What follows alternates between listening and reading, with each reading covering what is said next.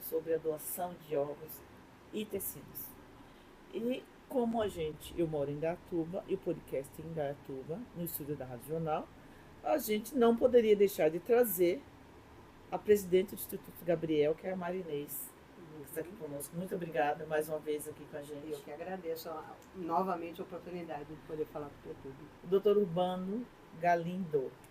Galindo. Falei certo, né, doutor? Muito obrigada. E a Josiane Brolo. Fala, Jo Brolo, que é advogada, que é transplantada 2 vezes. E a gente vai ouvir essa história aqui. E gostaria que você se apresentasse para a audiência. A Marinês todo mundo conhece, mas fique à vontade, por favor, só olhar para aquela câmera ali. Eu sou Marinês, eu sou fundadora, junto com o meu marido, Valdir, que faleceu em 2019, né? Fundamos o Instituto Gabriel, há 25 anos atrás, para trabalhar justamente pelo ponto de vista do doador. Então a gente trabalha na comunicação, na informação, para tirar esses mitos, essa falta de informação tremenda. E agora, pior ainda, com as fake news, né? Nossa, 25 anos educando, informando, e ainda tem gente que não conhece e ainda acredita nas fakes, né? E o doutor, muito obrigada pelo seu tempo, pela sua disponibilidade de estar aqui nos orientando e nos informando da melhor maneira técnica. Bom, eu agradeço primeiramente o convite, né, para participar. Eu estou em Indaiatuba há 22 anos, eu trabalho no Hospital Oliveira Camargo, agora atualmente no setor de UTI já há algum tempo, e recentemente eu assumi a questão da coordenação da CIDOT, que é a Comissão Interna de Doação de Órgãos e Tecidos. Então, eu sempre gostei muito dessa área, me interessei muito, e após um contato direto com uma situação específica, isso deixou mais atenção ainda à necessidade de investir nessa área, de pesquisar, de correr atrás, junto com o pessoal do Instituto Gabriel, que eu conheci também, passou a fazer parte do nosso rotina, do nosso dia a dia.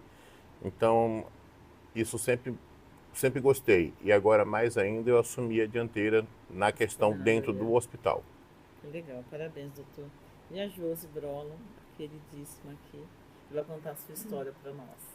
Sim, obrigada mais uma vez pela oportunidade. Eu que agradeço. Estar fazendo essa campanha tão bonita do Setembro Verde, né? Aqui E com nós a estamos Marinês, aqui, ó, só o doutor que... O doutor Urbano. Que não ouviu uma mulher. Tá ali, ó. Eu sou Josiane Brolo, sou portadora de doença renal crônica desde 2002, advogada, transplantada renal por 2 vezes e ativista nessa campanha maravilhosa da doação de órgãos. Vamos começar pelo caso da Josi, aí vocês vão nos orientando, vão falando passo a passo.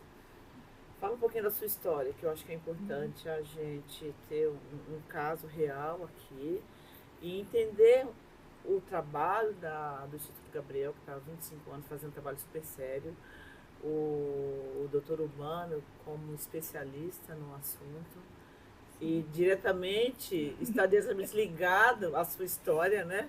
É muito importante começar então com você, Jo. História, né? Como eu disse, eu sou portadora renal crônica, da doença renal crônica desde 2002 também. Eu tinha aproximadamente 20 anos quando eu descobri a doença. Foi muito repentina. O que é essa doença, para a gente que não sabe o que é? É uma doença que dá no rim, né? Aí o doutor Urbano, como médico, ele vai poder explicar melhor. Com 20 anos? Existem algumas causas que já nascem com a pessoa, ou é hereditária, genética, algumas doenças. Existem doenças que causam isso mais tardiamente, tipo hipertensão, diabetes, mas tem algumas pessoas que já nascem com algum tipo de dificuldade, ou fator imunológico, essas coisas, e acabam perdendo o rim cedo. Provavelmente a causa dela foi uma nefrite, uma inflamação ou alguma reação que ela teve que perdeu a função renal. Mas foi repentino. Eu descobri o problema renal e em menos de 1 mês eu já estava fazendo hemodiálise. Aí eu fui para hemodiálise. Sim. Rápido assim? Rápido assim, bem rápido. Aí eu fiz hemodiálise durante 1 ano e 11 meses. A princípio, minha mãe fez o teste de compatibilidade para doar o rim para mim, mas eu não quis no primeiro momento, porque eu tinha acabado de perder meu pai, uma morte por câncer, a família toda debilitada. Então eu não quis. Então eu fiquei 1 ano e meio na hemodiálise e após fiz o transplante através do doador vivo, que, né, é permitido por lei até quarto grau. Então, minha mãe foi a minha doadora. O meu transplante foi um sucesso. Fiz pelo HRIM, que é referência em transplantes renais mundialmente. O meu transplante durou 17 anos, o primeiro transplante. Doutor, explica um pouquinho. Eu sei que a gente tem muito. Sim. E quanto tempo para você fazer o transplante? Um ano? Não, porque eu não quis no primeiro momento. Eu não quis que minha mãe fosse minha doadora. Naquela época eu optei em continuar na hemodiálise Entendi. pela situação Entendi. geral da família. Sim. Deixa eu tentar ver se eu consigo clarear um pouquinho.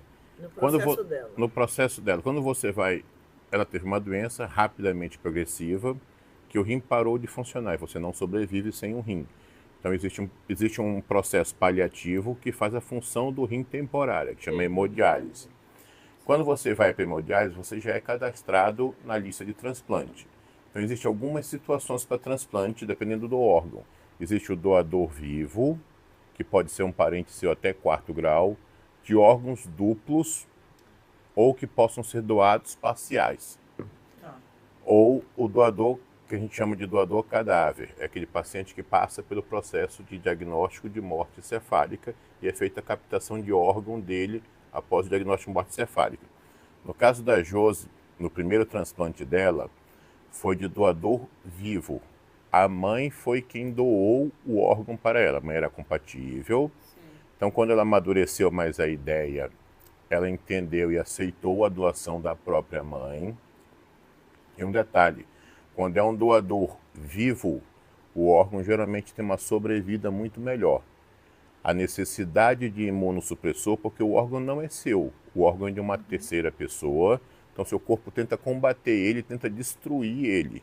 Então você tem que tomar medicamentos que inibam isso, chamam imunossupressores o resto da vida. Mas o órgão ele tem uma vida útil, principalmente rim. O rim ele tem uma vida útil aí, quando é um doador vivo, 16, 17 anos, então ela já tinha até uma idade bem já adiantada para o órgão que ela recebeu. Após isso, às vezes o rim para de funcionar e tem que trocar novamente. Ou volta, enquanto isso não acontece, volta para a hemodiálise. Então a primeira doação dela foi uma doação de doador vivo, que pode ser um parente seu até quarto grau. Sim. E essa questão do tempo, Gê, é interessante porque depois que eu entrei na hemodiálise, aproximadamente 3 meses, o HRIM já falou que minha mãe era compatível, que existia essa possibilidade de realizar o transplante. Sim. Mas eu não me sentia segura, não me sentia preparada naquele momento para fazer o transplante. Por isso, a demora. Olha que bênção no seu caso, de sua mãe ser compatível. E quando não tem um familiar compatível, você entra na fila, Entra na lista de espera. na lista de espera, que aí existe toda uma regulamentação, não é da forma que as pessoas falam, né? Porque tem dinheiro, e porque é um artista. A gente ouve tanta história, né, Marinês? Por isso que a gente não fala, Sim. a gente usa o termo lista de espera. Lista de espera. Porque a fila, ela pressupõe que é um atrás do outro, então pressupõe-se que quem passa na frente está furando a fila, né? E na realidade são listas, e são listas técnicas. Então, são listas dentro de listas. Porque Então precisa analisar a a compatibilidade. compatibilidade, Sim, o físico, o porte físico Sim. da pessoa, né? Quer dizer, um homem como o Urbano, por exemplo, o doutor Urbano, que ele é grandão, alto. Ele, para receber um transplante, ele não poderia receber um transplante de uma pessoa magrinha, de um adolescente, sei lá, que pesasse 30 e poucos quilos, 40 quilos, vamos dizer. Às vezes não dá certo, né? Precisa existir uma compatibilidade mínima. Depois a gente vai chegar mais para frente, até inclusive também falando a respeito do caso da Josi no segundo transplante. Existe assim, como é que funciona? Existe a lista nacional, né, dos pacientes que estão em necessidade de transplante. E essa lista é separada por órgãos. Alguns órgãos a gente tem uma dificuldade imensa. Então, por exemplo, Quais são os mais difíceis, doutor? coração, pelo tempo de vida dele. A gente chama de isquemia fria, que é quando o órgão para de bater. Então eu vou captar o coração do paciente que está em morte encefálica. Quanto tempo? Eu tenho 4 horas para que este coração volte a bater. Então, por exemplo, se eu só dar um exemplo, a gente está em Indaiatuba. Eu vou captar um coração aqui. O primeiro coração só capta até 46, 47 anos. partir disso não capta mais pelo tempo de... Então eu tenho que programar toda uma estrutura para que eu já inicie a captação aqui, com outra pessoa já iniciando a cirurgia no outro hospital. O órgão é captado e transportado via helicóptero, porque não pode ter risco. Eu tenho da hora que eu clampeio, o coração para e ele volta a bater, eu tenho 4 horas de isquemia fria. Então, você imagina que isso inviabiliza. Por mais que eu tenha 10 doadores de coração aqui e um paciente, por exemplo, no Pará, na minha terra, eu não tenho como levar esse órgão para lá. Não existe logística para isso. Então, sendo regional, né? Estadual. Alguns órgãos acabam sendo meio que localizados, a não ser por causa desse tempo, né? Por causa desse tempo. Meio que interessante. Córnea, essas coisas ainda você tem um tempo maior, né? Como tecido, né? E o rim até também tem um pouco mais. O rim mas mesmo assim, quanto mais rápido, né? Sim. O rim ele tem uma destinação. Os órgãos, eles vão destinados às instituições, claro, pela lista de... Eu vou captar em Indaiatuba. Então a OPO vai gerenciar nessa lista os hospitais que possam receber esse órgão dentro do raio de alcance de Indaiatuba. Então, por exemplo, um coração. O coração pode ser que vá para a Unicamp faz transplante. Pode ser que vá para o HCOR em São Paulo, para o Hospital das Clínicas.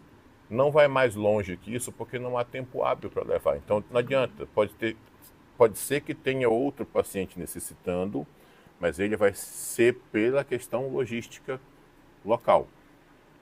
Por isso que é importante a gente criar essa descentralização. Sim. Né? Porque hoje a captação, os transplantes estão muito localizados, né? Quer dizer, aqui, né, na região sudeste, né, principalmente, alguns estados no nordeste, mas a região centro e a região norte estão muito desprovidas. Então, os pacientes têm que se deslocar, por exemplo, um paciente do Amazonas ou do Pará, vem para cá, aqui, para ficar mais viável. Ele fica meses aqui esperando. Às vezes anos até, né? Lá no Hospital do Rim tem até um acolhimento para essas pessoas que vêm de fora. Mas aqui no... Tem uma casa de apoio na Borda de Lagoa, né? Tem umas casas de apoio que recebem esses pacientes. Mas você imagina, você se deslocar, você não vai vir sozinho, você está com problema de saúde. Sim. Então tem que vir alguém da família, um acompanhante. Então a família toda fica abalada com aquilo. Né? E a espera, então, pior ainda, né? Porque aí você fica naquela espera, né? Por exemplo, tem uma das, fizeram inclusive o nosso curso lá, o Embaixador da Chama, ela é do Rio Grande do Sul, ela é da Bahia e foi fazer o transplante dela de pulmão no Rio Grande do Sul. Então ela teve que se deslocar da Bahia para o Rio Grande do Sul e ficou por muito tempo, porque o pulmão é um órgão muito difícil para transplantar também. Isso que eu ia falar também. Então ela ficou vários anos morando em Porto Alegre para poder receber finalmente o transplante. Ô Marinês, a gente se conhece há bastante tempo. Na fonte, nós somos, os nossos padrinhos são a ABTO, a Associação Brasileira de Transplante de Órgãos, que é uma associação somente de médicos transplantadores. Então a gente foi entender com eles como que era o processo, para justamente não sair falando besteira também, né? Então nós fazemos isso há 25 anos. Então a gente vai, e aí a gente viu que a questão era muito maior. Não era só, né? Porque nós começamos na normatização da doação de órgãos de anencefalo. E aí a gente viu que a questão era muito mais abrangente, né? E aí, então hoje o Instituto, nós temos vários programas, vários projetos, que até fogem, assim, às vezes as pessoas nem entendem quando você fala, não, nós temos um projeto lá chamado Salão Nacional de Humor sobre Doação de Órgãos, né? O pessoal fala, como assim, né? Mas é uma ferramenta para a gente atingir a população, porque não é um assunto... Sensibilizar, né? Não é um assunto fácil de ser falado, né? Sim. Então as pessoas têm medo, tem, né, aquela história que eu falo, ninguém senta na mesa de domingo lá com a família, vamos falar sobre doação de órgãos, né? Ninguém quer falar. Então, porque tem essa visão de que quando a gente fala em doação de órgãos, a gente está falando em morte. Sim. Quando na realidade o que a gente está falando é de vida. Né? É de transformar vidas, é de você utilizar aquele momento que é inevitável em vida. E é importante também, né? O aspecto importante é que, assim, mesmo que eu queira ser doador, mesmo que eu vá fazer um documento autorizando, eu não tenho esta vontade preservada. A lei no Brasil não garante. Quem vai definir é o meu parente imediato. Mas isso mudou há um certo tempo, porque tinha aquela carteirinha. Eu tinha até uma carteirinha. Não, a carteirinha, aquele cartão do doador, que a gente fez muito aqui na cidade, que é o cartão do doador, ele é uma forma de a gente lembrar a família. De que naquele momento difícil... Você quer ser doador. Não. Não. O que mudou foi que antes, em 97, quando a lei foi instalada, nós éramos considerados doador presumidos. Nós éramos todos doadores, só não era doador quem se manifestava. A família recusava. Entendi. E aí você tinha que colocar no documento, né? Sim, não doador. Saía não doador. Sim, sim. Só que muitas pessoas começaram assim, colocar no documento como não doadores, né? E aí começou a criar um problema ético, inclusive. Até a própria desinformação. A própria desinformação diz assim, eu tenho medo porque de repente eu boto como doador, vai saber. Então existia uma cultura, um mito totalmente irreal, que a pessoa passava a ter diz assim, não, eu até quero doar, mas no meu documento deixa como não doador. Então existia uma certa confusão, uma situação meio complicada que acabou caindo por terra isso. Então não existe mais isso no documento. E você vê, né? E era uma questão para os médicos crucial, porque ali ele não precisava da autorização da família. Ele poderia fazer a captação daquele órgão sem autorização da família. Mas se a família se opunha, aí não. Aí, o que o médico faz? Faço ou não faço? Ele teria esse poder de fazer, mas ele fica numa saia justa tremenda. Então, aí começou essa questão ética mesmo, né? E os médicos não se sentiam confortáveis, né? Então, aí voltou a ser por autorização da família. São de órgãos, até que nós tivemos um debate na semana passada, as possibilidades, né? Então, doador vivo, parentes até 4º grau. Mas também existe a possibilidade de transplante entre pessoas não parentes, desde que a pessoa faça isso de livre e espontânea vontade, que não exista nenhum interesse financeiro envolvido, é autorizado mediante uma autorização judicial, mas também existe essa possibilidade, que eu acho muito interessante. Sim. Eu falo por mim, né? O meu retransplante, eu entrei na fila do transplante para doador falecido, porque no meu caso só a minha irmã era compatível e naquele momento ela não se sentiu confortável em doar o rim para mim. Então eu fui para a fila de transplante, mas diversos amigos se ofereceram. Falaram, não, eu quero ser seu doador. Eu quero, como faz, você é advogada, eu quero ser seu doador, procuro o hospital. Na época eu queria fazer o transplante no Hospital do Rim, pelo tempo que eu já tinha de conhecimento da equipe médica. O Hospital do Rim não faz esse tipo de transplante de pessoas não parentes. Eu me cadastrei no HC. O HC é um dos hospitais que realiza esse tipo de transplante. O Einstein também. O Einstein e também. E desses amigos, a minha consulta quanto estava tempo marcada. você ficou na lista? Oficialmente, 3 meses.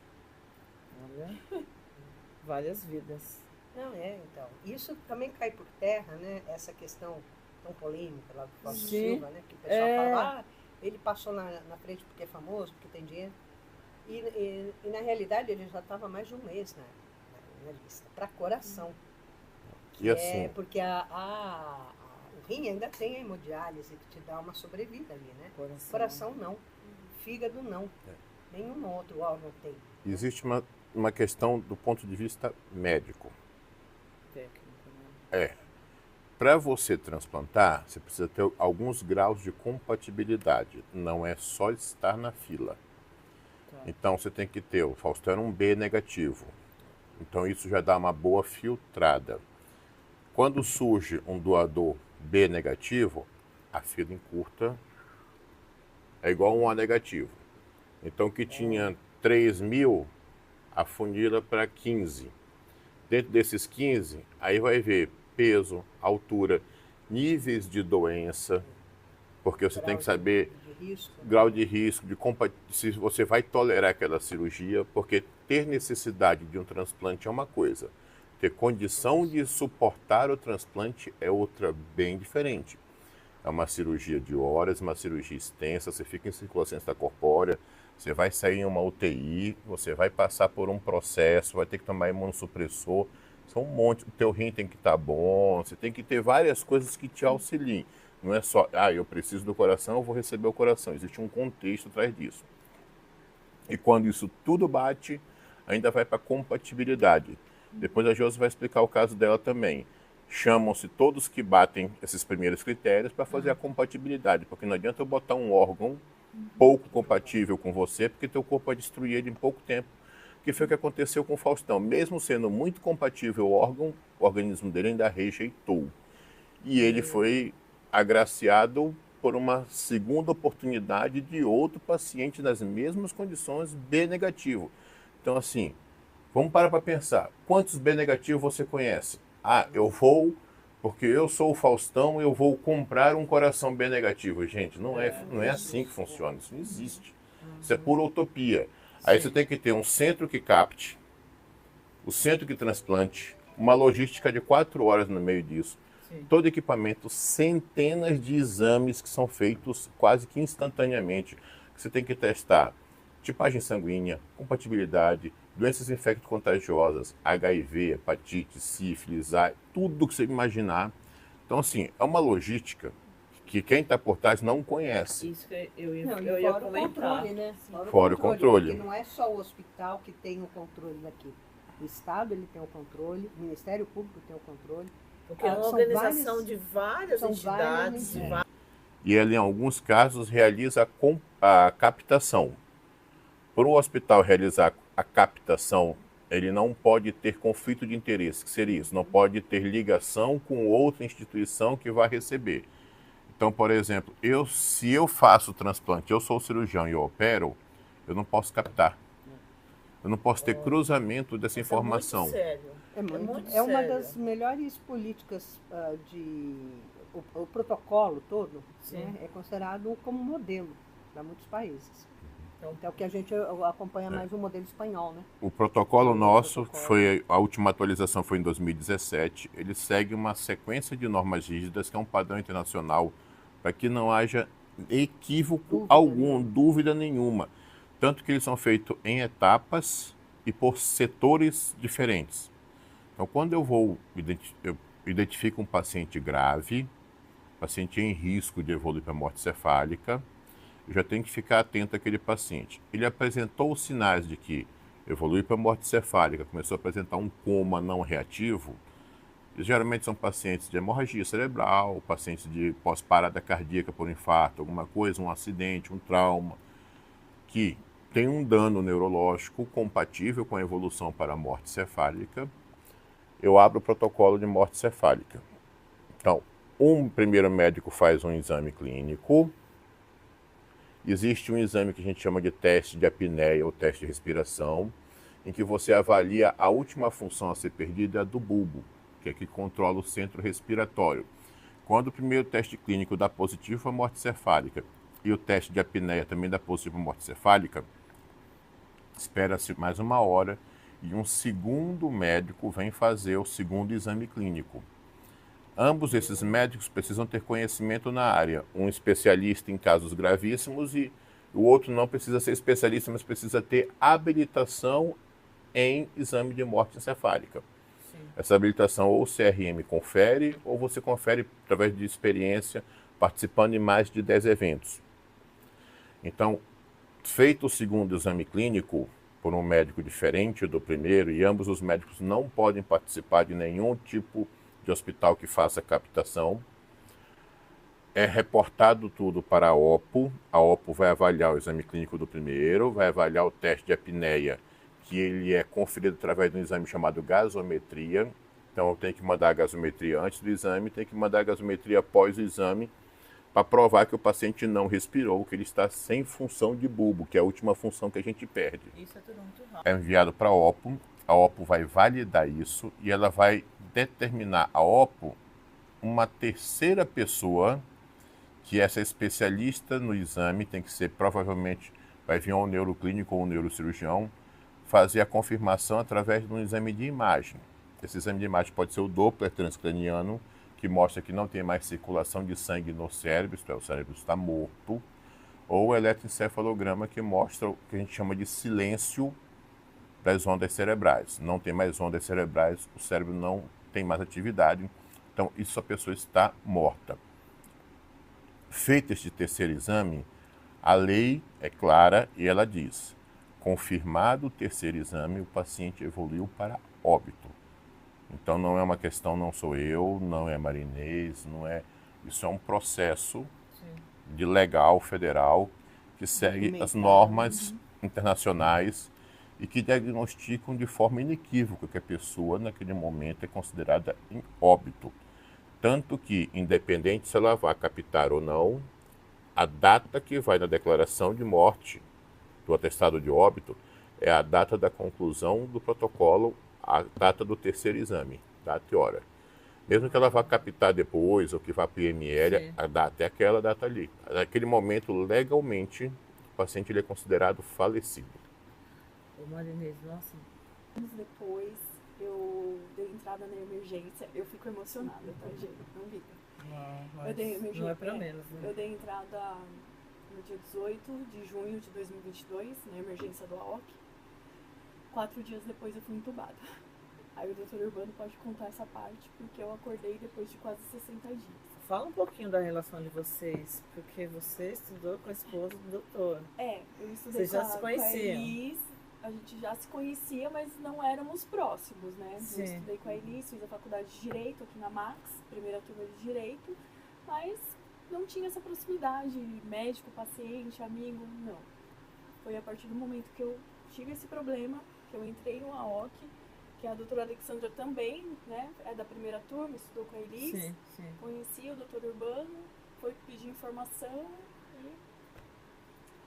e criou-se esse vínculo de médico-paciente, de confiança, de amizade. Nossa, imagina. 17 anos depois, porque é o tempo que a duração do órgão. Não tem um Não- jeito Não definido. necessariamente. Não existe uma data específica, mas a gente sabe que a partir dessa idade os órgãos começam a ter um grau de degradação muito maior. Então você pode caminhar para ter que necessitar de um novo transplante. Mas no caso da Josi específica, ela teve que contrair uma infecção de urina. E essa infecção de urina evoluiu para um processo de septicemia. Meu Deus. E aí ela entrou num quadro de insuficiência respiratória grave e precisou ser entubada para dar suporte de vida para ela. E durante esse processo de infecção de septicemia que ela teve, o foco estava na loja renal transplantada. Então precisou ser removido esse rim transplantado dela. Primeiro porque durante o processo o rim parou de funcionar. E aí ele estava servindo de alimentação da infecção. Então a gente precisou remover este rim e voltar ela para hemodiálise até ela conseguir melhorar e sair do quadro que ela estava de choque séptico. Quanto tempo esse período? Ao todo de internação, Ao 72 todo, dias, né? 71 dias, mas acho que em coma foram aproximadamente uns 55 a 60 dias. Meu Deus. E quanto tempo? Aí você voltou para a lista de espera. Aí eu tive alta em 29 de agosto de 2022. E continuou fazendo a hemodiálise. Sim, mas eu estava assim, totalmente debilitada, desnutrida, ninguém acreditava que eu fosse capaz de voltar para o transplante. E o meu desejo era fazer o retransplante. Eu queria, a qualquer custo. A minha reabilitação foi extremamente rápida, né? Porque eu não aceitava eu estar naquela condição. E a doutora Janaína, que foi a responsável da hemodiálise no AOC, né? Ela disse que me inscreveu após 3 meses da minha alta.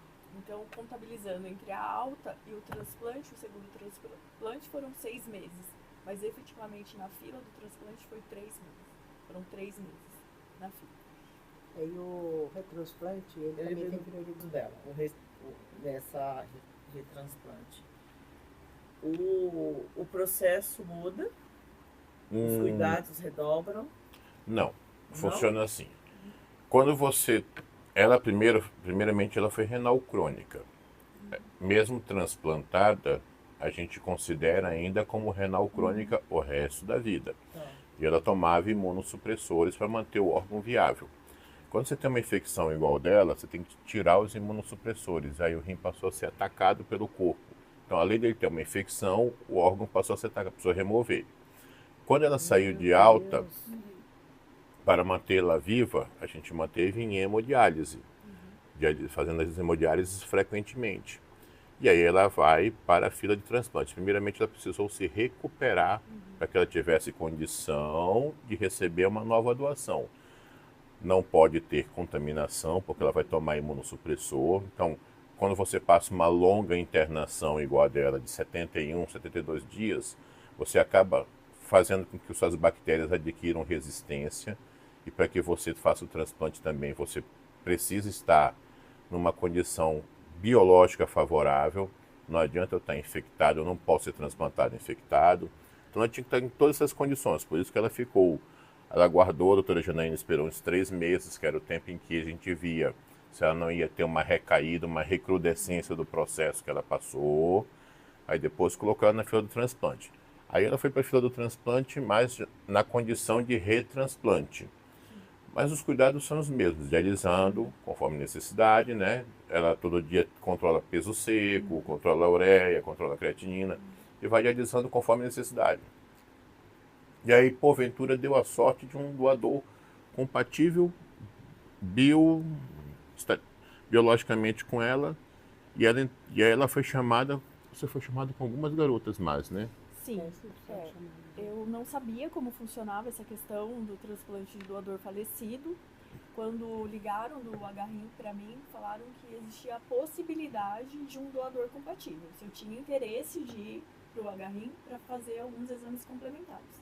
Então, quando eu cheguei, eu assustei, porque eu acho que tinha umas 30 pessoas lá. Não era somente eu, exclusiva, vai receber o órgão dessa pessoa, não. E você faz uma bateria de exames, passa pelo médico e aguarda, e a angústia aumenta, né? Eu brinco que eu achei que eu não fosse ser chamada. Eu fui uma das últimas a ser chamada. Aí vem com a notícia, né, que você vai receber o órgão. Eu ainda precisei fazer mais uma sessão de hemodiálise antes do transplante, porque meu potássio estava alto.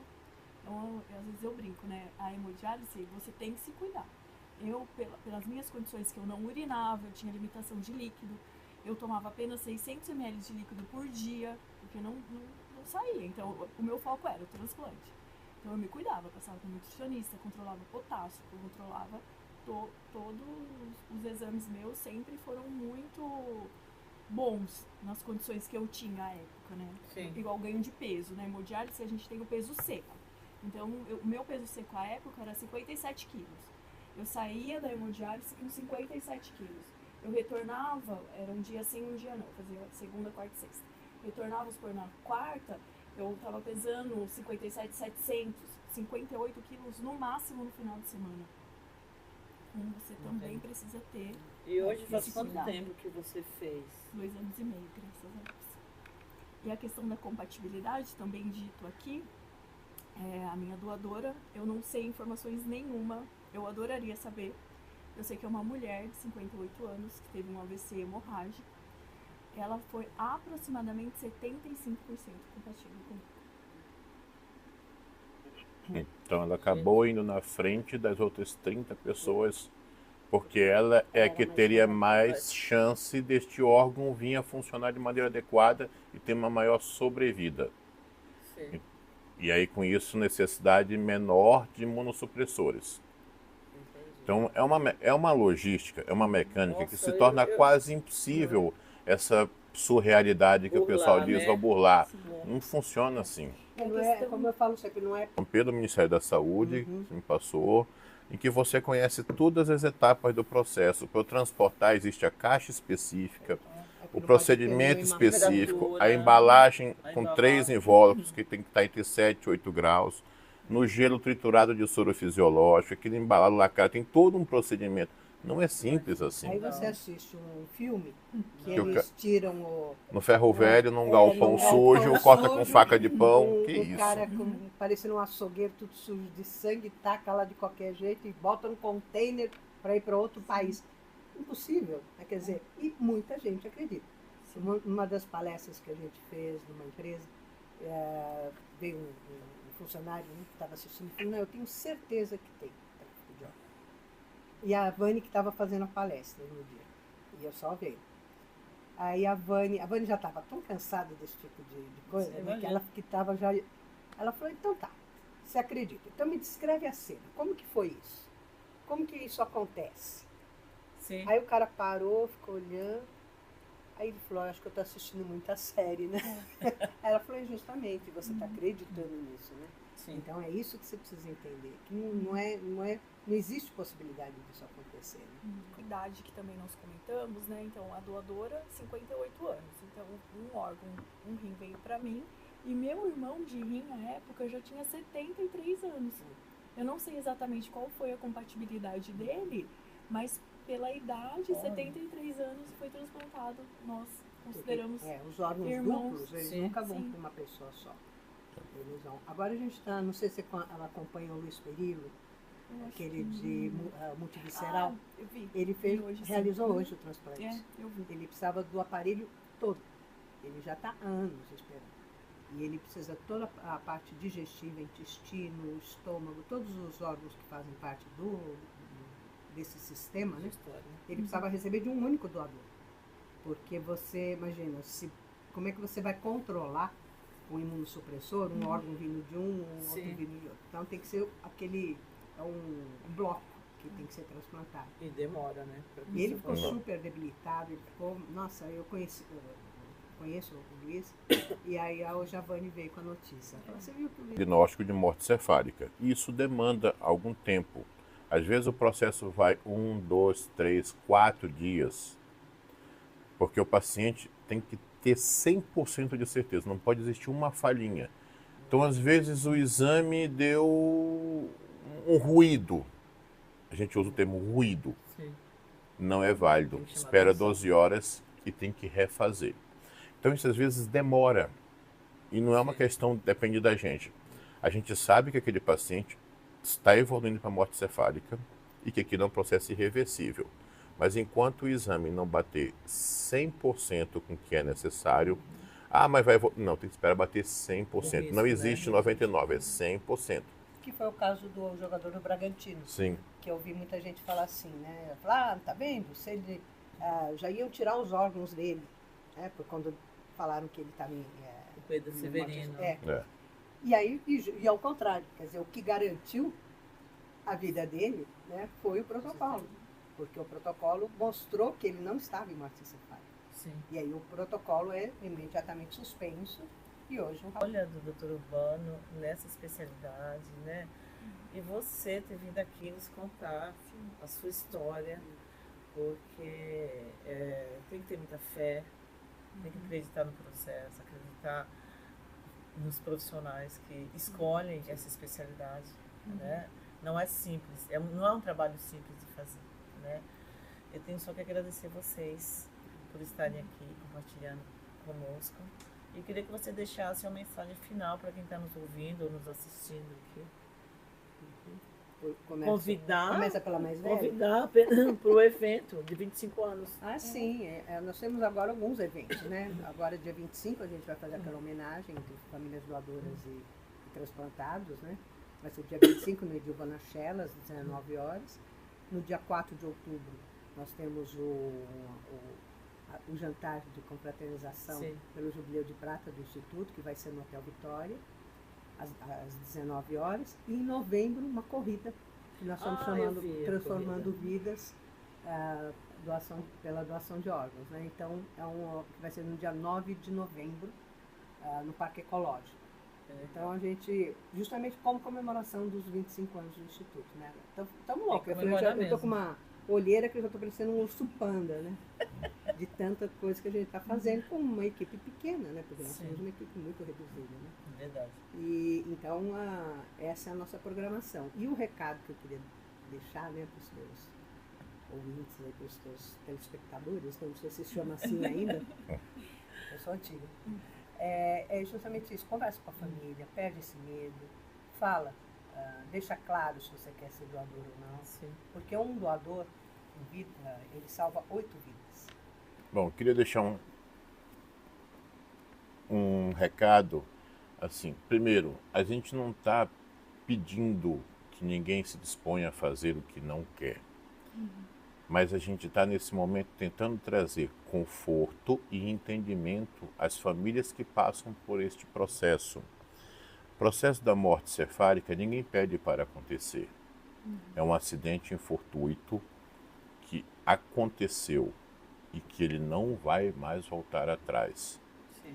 Então eu tenho de repente uma pessoa que teve um AVC ou que sofreu um acidente automobilístico. Então naquele processo, aquela situação de morte, ela já aconteceu. Sim.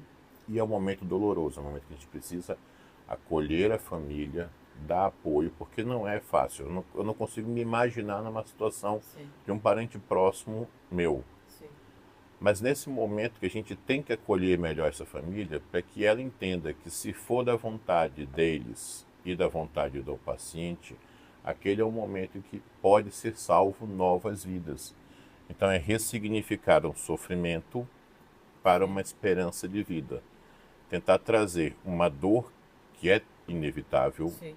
O falecimento já aconteceu. Uma vez diagnosticado a morte encefálica, só existem dois caminhos: o caminho da doação ou o caminho do término à assistência à saúde, porque o paciente ele está em óbito legal. Eu não posso continuar tratamento algum. Sim. Uma vez diagnosticado, ele está em óbito e nada vai mudar isso.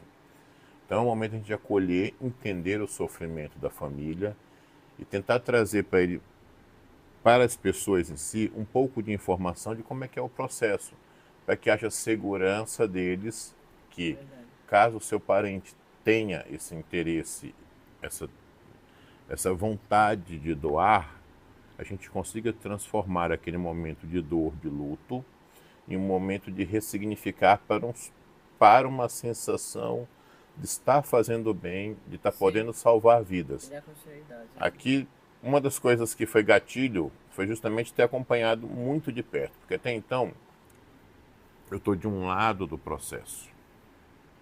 E aí você vivencia o outro lado muito próximo. Tanto que eu tinha muito mais relação com a Alexandra, que trabalha com ela, éramos amigos mais próximos, do que com a Josi. Conhecia ela de vista porque estudou com minha esposa. Mas quando você passa pelo processo, e aí você vê, Acompanha de perto. você está aqui hoje, Sim. saiu com 40 e poucos quilos do hospital, sem andar, sem falar, comer, sem falar, e hoje está aqui, é uma nova chance. sem poder beber Vitoriosa. água. Vitoriosa. E você, minha querida? Muita emoção, né? Não tem muita como, emoção. né? Eu, primeiramente, eu agradeço a Deus por ter me dado o sopro da vida pela segunda vez. Agradeço os profissionais de excelência que cuidaram de mim, principalmente o Dr. Urbano, que pegou essa fase mais crítica. A toda a minha rede de apoio, a todos os meus amigos, familiares. É muito emocionante. Eu agradeço por estar aqui. Obrigado Marinês. Que as pessoas, principalmente nós, pacientes renais crônicos, que a gente nunca perca a esperança.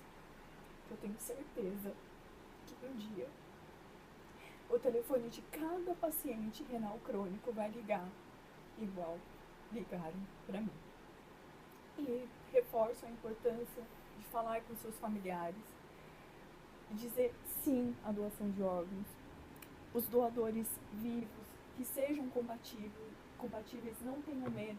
A minha mãe, hoje ela tem 73 anos, ela foi minha doadora, ela nunca apresentou nenhum tipo de problema, ela não tem nenhum problema de saúde.